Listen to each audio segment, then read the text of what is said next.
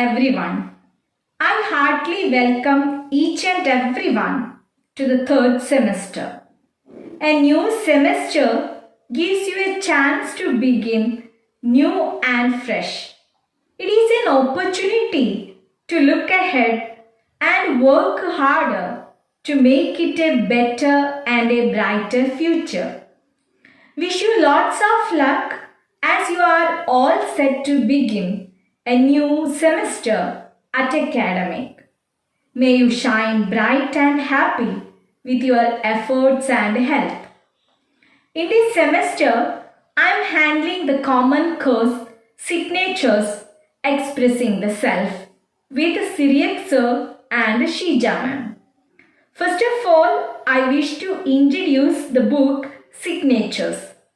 Signatures expressing the self is an interesting collection of personal narratives of the great personalities in the world. This text is designed to introduce the students to the personal and political life of world-renowned personalities and enable them to understand how personal narratives interest with the larger social realities and go on to realize that personal narratives are not about individual stories but encompass the collective self. The course is divided into 3 modules. The first module, entitled Autobiographical Writings and Memoirs, include the writings of Pablo Neruda, Annie Dillard, Janet Armstrong, and Nellie Wong, all inspiring writers who have connected with their times. Module 2 is Speeches and Testimonies. It is an interesting blend of the narratives of actor Charlie Chaplin, dramatist Pinter, poet Janis Mirikidani, and the disturbing voices of Chernobyl. The last module consists of diary entries and letters that reveals the heartbreaking experiences of Anne Frank, Adrienne Moll, the mothers of endosulfan victims in Kasaragod district in Kerala, and letter to Adolf Hitler. Dear students, wish you a happy reading experience, and I am sure that these valuable words from the enlightened hearts will definitely enrich your knowledge and life. Let's begin with Module 1, Autobiographical Writings and Memoirs. I know all of you are familiar with autobiography and memoir. What is autobiography? Autobiography is the biography of oneself narrated by oneself. ഒരു വ്യക്തി സ്വന്തം ജീവിതാനുഭവങ്ങളെ സ്വയം എഴുതുന്നതിനെയാണ് autobiography അഥവാ ആത്മകഥ എന്ന് പറയുന്നത്. Autobiographical works can take many forms, from the intimate writings made during life that were not necessarily intended for publication to a formal book-length autobiography, which may be letters, diaries, journals, memoirs, and reminiscence. Formal autobiographies offer a special kind of biographical truth, a life reshaped by recollection, with all of recollection's conscious and unconscious omissions and distortions. The line between memoir and autobiography is a fuzzy or not clear one, especially in this modern literary era, where writers are constantly blurring the boundaries between runners to create a new, exciting one. A memoir is a narrative written from the perspective of the author about an important part of their life. It's often combined with autobiography, but there are a few important differences. Memoirs still include all the facts of the event, but the author has more flexibility here because she or he is telling a story as she or he remembers it, not as others can prove or disapprove it. As an autobiography, a memoir is a narrative that reveals experiences within the author's lifetime. But there are obvious and practical differences between the two similar genres.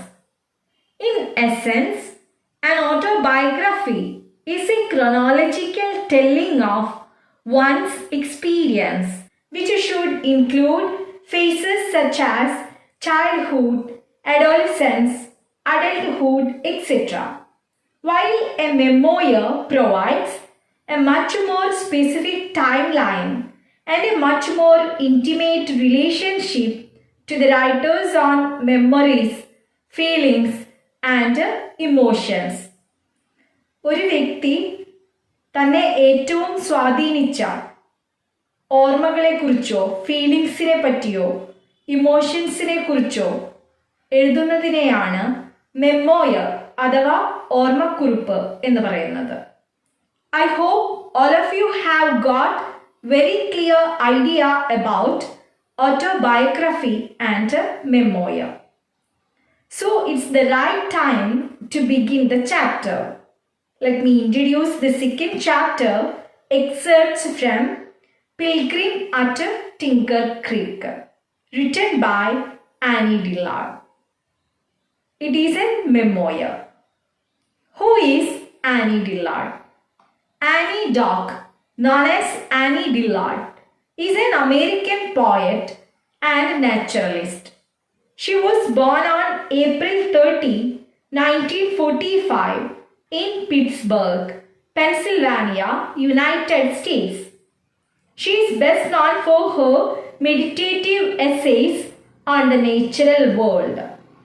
Getting inspired by the writers like Henry David Thoreau and Walt Whitman, Dillard writes compressed lyric poetry and prose. Dillard's essays were highly poetic and deeply philosophical. Dillard's essays of contemplation on the world of nature made her popular in the mainstream literature. Contemplation means the act of thinking deeply about something. She is interested to think about nature deeply. Her resume denotes she has no religion and she is a Democrat. Regarding her writing process, she makes a striking observation. I do not so much write a book as sit up with it as a dying friend. I hold its hand and hope it will get better.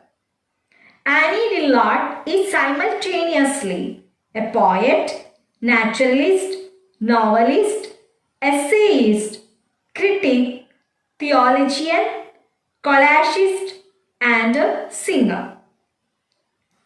About her family, Dillard was the eldest of 3 girls, and as she claims in her childhood memoir, had great affection for her parents, having enjoyed a very joyous childhood. She recollects, "My mother had given me the freedom of the streets as soon as I could say our telephone number. She used to read a wide variety of subjects such as ecology, natural history, entomology, epidemiology, poetry, and so on. Her mother influenced her a lot to shape her holistic approach to nature. Dillard attended Hollins College in Virginia.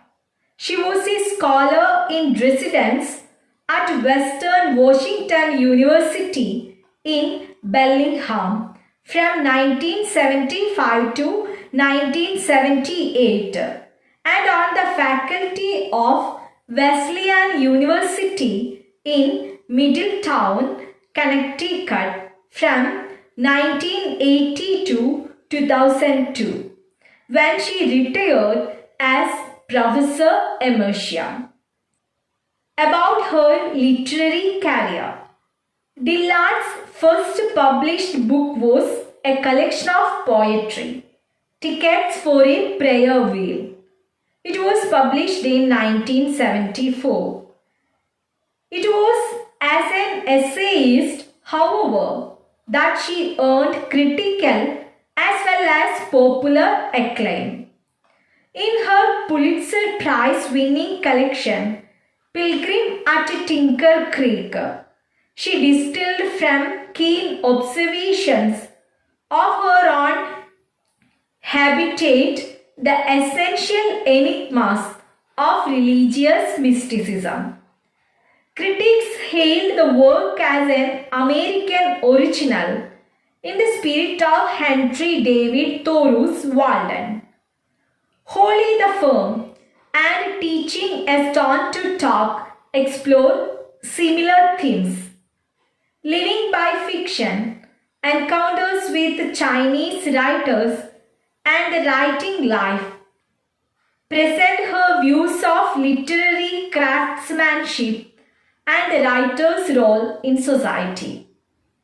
Dillard published an autobiographical narrative, An American Childhood, in 1987.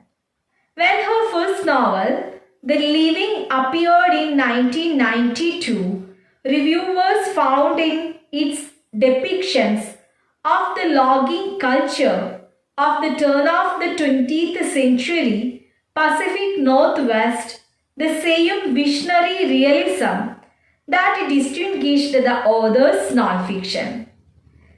The Annie Dillard Reader was published in 1994 and Mornings Like This Found Poems arrived in 1995. For the time being, presents Dillard's wide-ranging reflections on, among other subjects, the meaning of suffering and death and the nature of God. The novel, The Matrice, takes as its subjects Lou and Toby Matry, a married couple living on Cape Cod. The Abundance, narrative essays Old and New, was released in 2016. Dillard received the National Humanities Medal from US President Barack Obama in 2015. In this semester, we are going to enjoy excerpts or short part from Annie Dillard's Pilgrim at Tinker Creek. She was awarded the Pulitzer Prize for General Nonfiction in 1975 for her work Pilgrim at Tinker Creek. This book details the narrator's explorations near her home and various contemplations on nature and life. Although Dillard grew up in Pittsburgh and references her Pennsylvania childhood a couple of times, she moved to Virginia as an adult. The title refers Tinker Creek is just outside the city of Roanoke, which is a valley in Virginia's Blue Ridge Mountains. Dillard spent in a cabin in the woods in Virginia's Blue Ridge Mountain, all by her lonesome, observing a ton of wildlife. The idea for the book came in part from Dillard's study of Neoplatonic Christianity, which suggested two opposing routes to God, the via positiva and the via negativa. The chief actors in this book are animals, insects, birds, and plants as seen through the eyes of Dillard. The book is composed of 15 chapters that are in turn divided into 4 sections, one for each season of the year. The first and last chapters are an introduction and a conclusion respectively. Dillard also divides the novel into 2 sections representing 2 routes to God. The first represents the via positiva, which affirms that we can know God through positive affirmations of His greatness. The second represents the via negativa, which affirms that God is unknowable and can only be described by what He is not. In Pilgrim at Tinker Creek, Dillard looks at the marvels or beauty of nature and searches for God. She is undertaking a pilgrimage into nature and observes nature with a microscopic eye. From this sentence itself, you can easily understand that Annie Dillard loves the nature very deeply. This book has been described as a naturalist classic. It portrays the personal experience of Dillard during a whole year in her neighborhood in Tinker Creek. She carefully crafted this by observing and researching the natural world. Let's start the lesson. Dillard lives by Tinker Creek in Virginia's Blue Ridge Mountain. She vividly sets the scene of where she lives and focuses heavily on the wildlife as she takes a walk. She loves sitting on the grass at the edge of the island, Tinker Creek. It's her special place. Dillard recollects about a couple of summers ago when she was walking along the edge of the island. She wanted to see what was in the water as well as scare some frogs. Frogs are an interest of hers and she has enjoyed watching them ever since she was a child. She begins with the common experience regarding the frogs and their invisible positions. The frogs would hide somewhere and jump over our feet and splash into the water. We would yell in the panic, obviously. Am I right? For the narrator, it is always an amusement. She even observes the changes in texture of the light reflected from the mud bank, water, grass, or frog. At the end of the island, she noticed a small green frog. It was half in and half out of the water. The frog looks like a schematic diagram of amphibian. Schematic diagram means showing the main parts of something usually in the form of a symbol diagram. When she keeps closer, the frog begins to shrink like a deflating football. Suddenly, the frog she saw was being sucked by a giant water bug. I know you are very eager to know what happened to this small green frog. Now, I am going through some questions relating today's class. I am sure you can easily answer all these questions. First question. Pilgrim at Tinker Creek is written by dash.